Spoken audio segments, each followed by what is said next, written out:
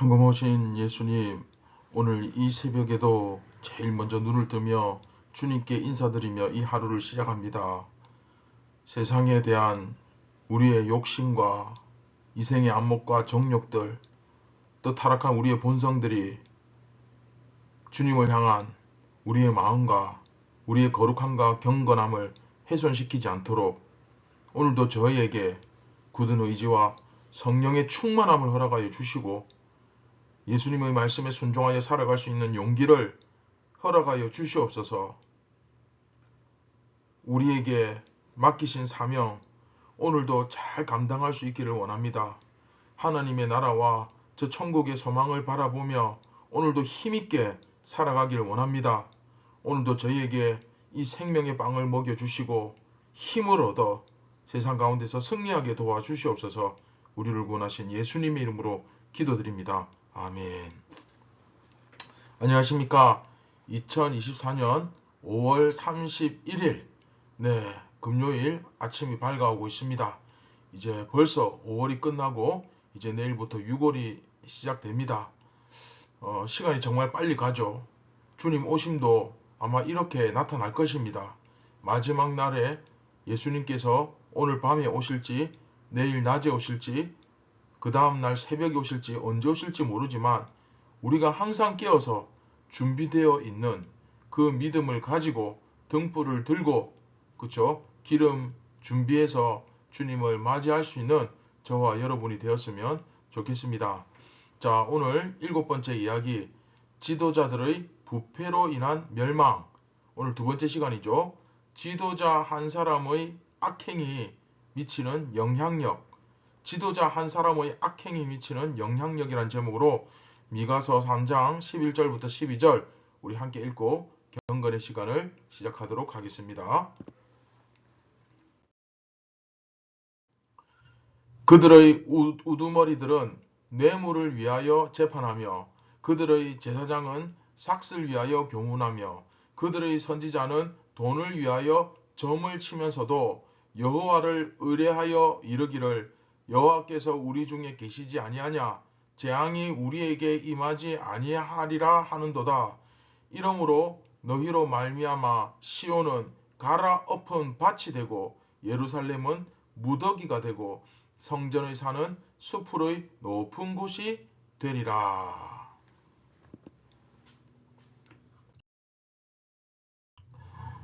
자, 오늘 이제 이스라엘을 망하게 한 그 패역한 그 부패한 지도자들 어벤져스가 나오죠.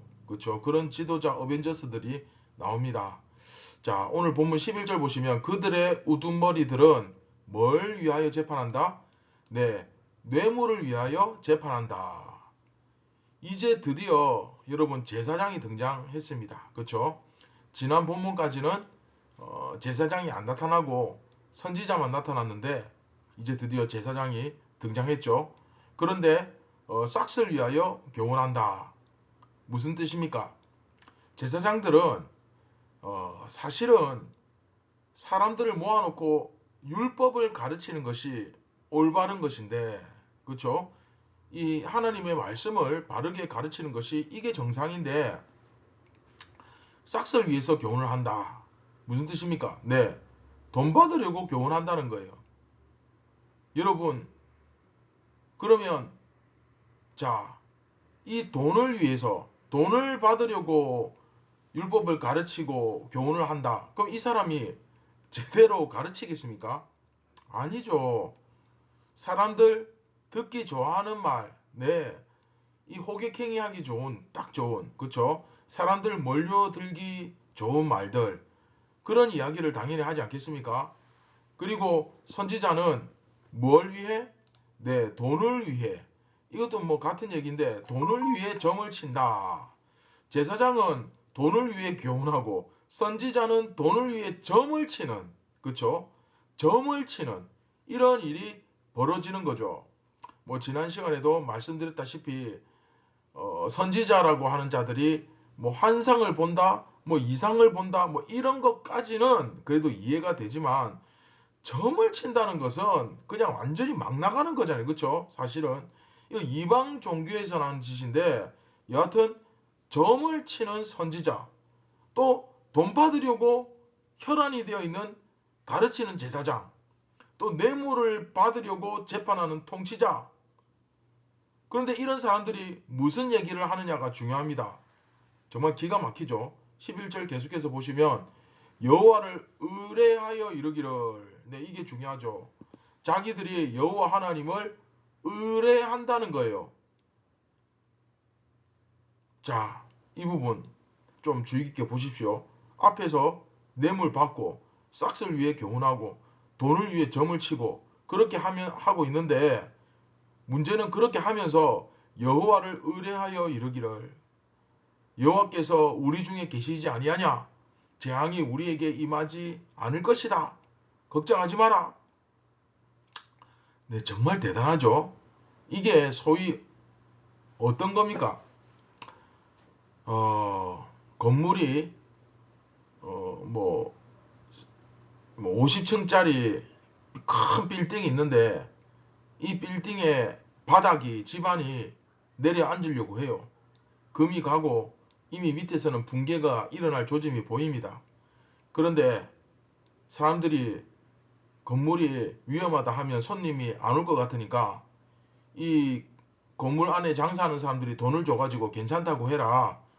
그래서 뭐 구청이나 시청에서 조사하러 나왔는데 분명히 문제가 있는데 괜찮다고 거짓말을 하는 거예요. 그럼 나중에 이 건물 무너지면 이 안에 있는 사람들, 손님들 다 죽죠. 그쵸?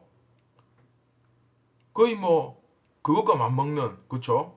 여호와를 의뢰하여 이르기를, 하나님께 물어보니까 하나님께서 우리 중에 계시지 아니하냐, 하나님 우리와 함께 하신다, 절대 재앙이 임하지 않는다.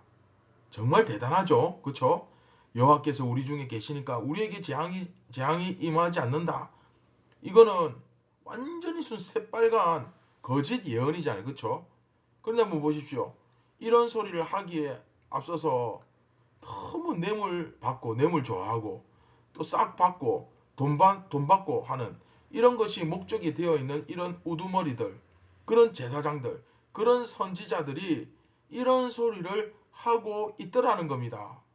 이게 좀 여러분 심각한 문제인 거예요. 자, 그래서 12절 보시면 그러므로 너희로 말미암아 시온은 갈아엎은 밭이 되고 내가 싹 다 뒤집어 엎어버리겠다. 응? 밭을 갈아엎으면 어떻게 됩니까? 그냥 아무것도 안 남잖아요. 다 뒤집어. 그러니까 그 위에 있는 집이고 산이고 가게고 건물이고 뭐고 다 갈아엎어 버리는 거예요. 그러니까 평평한, 완전히 그냥 평평한 평지가 되어버린다는 뜻입니다.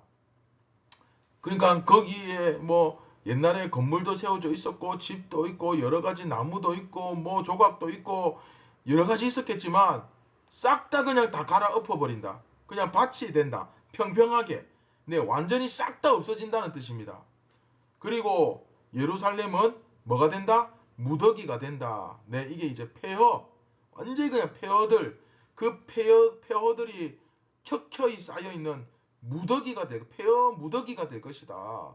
그리고 성전의 산은 수풀의 높은 곳이 되리라. 네, 수풀이 자라는데 높이 자란다는 거예요. 그러니까 산이 있는데 그 산에 수풀이 가득하고 그 가운데 있는 그 성전이 사라진다는 거죠. 무슨 말이냐면 산에 성전이 보통 이렇게 높은 곳에 잘 보이는 곳에 반지의 제왕 같은 데 보면 성이 그 산 딱 그 중간에 꼭대기에 딱 높은 곳에 우뚝 이렇게 세워져 있잖아요.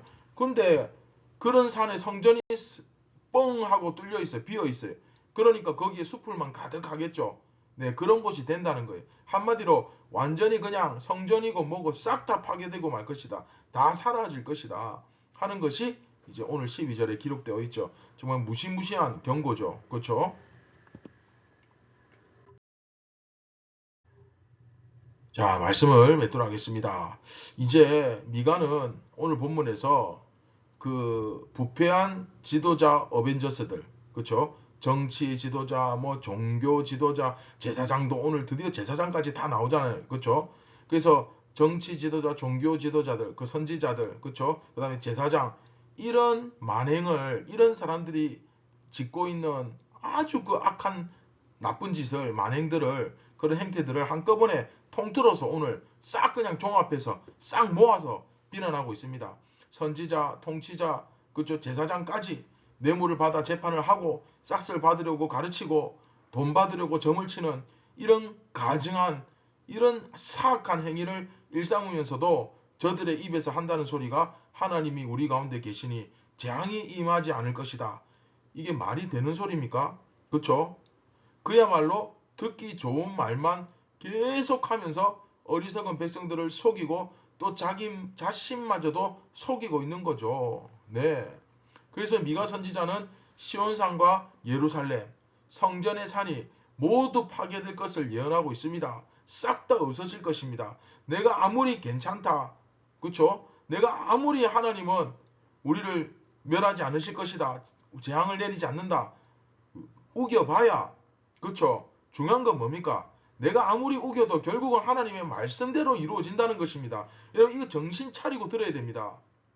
하나님께서 그 주위의 나라들을 일으켜서 그 외적의 침략을 허락하신 이유가 뭡니까? 바벨론이 쳐들어오고 아수르가 쳐들어오고 그 이스라엘을 막 휘젓고 다니고 다 파괴시키고 이렇게 허락하신 이유가 뭡니까? 그것은 다름 아닌 모두 이 지도자들 때문이라는 거예요. 지도자들. 그렇죠? 물론 죄의 이 원인이 지도자들에게만 있다고 말하면 안 됩니다. 그렇죠? 미가 선지자가 보기에는 물론 이제 이 백성들도 죄가 있지만 그러나 미가 선지자 보기에는 지도자들이 자기들에게 맡겨진 사명을 다하지 못했다는 것은 너무나 분명한 거고, 그리고 물론 백성들도 죄가 있지만 지도자 한 명의 악행이 가져다주는 이 피해와 그냥 일반 백성 한 명이 가져다주는 피해의 크기는 그야말로 비교 불가예요. 이제 급이 다른 거예요. 그 정도로 이게 지도자의 부패와 썩어 빠짐이 파급력이 너무나 크기 때문에 미가는 특별히 그 지도자들을 굉장히 강력하게 강도 높게 비판하고 있는 겁니다. 그러면 여러분 예수님께서 마태, 마가, 누가, 요한복음의 그 공생의 기간 동안에 복음을 전하시면서 이 땅 가운데 계실 동안에 왜 그렇게 그 대사장, 서기관, 바리새인, 사두개인 이런 부류들과 다 지도자들이잖아요. 그렇죠? 지도층이잖아요. 이런 사람들과 왜 그렇게 싸우고 갈등을 겪고 그들을 비판하고 이 독사의 새끼들아 막 욕까지 해가면서 예수님 왜 그러셨는지 이유를 아시겠죠? 그렇죠? 네, 사실 이 메시지는 우리들에게도 굉장히 중요한 메시지입니다. 여러분, 교인은, 성도는, 그리스도인은 왜 하나님이, 예수님이 이 땅에 우리를 보내셨다고 생각합니까? 그냥 열심히 놀고 먹고 살라고? 그냥 열심히 일하고 돈 벌고 재미있게 떵떵거리면서 살라고? 그거 아니잖아요. 그렇죠? 예수님은 이 땅에 영혼 구원과, 그렇죠? 하나님의 나라를 위해서 그리스도인들을 이 땅에 보내셨고 사명을 맡기셨습니다. 그렇죠? 굉장히 중요합니다.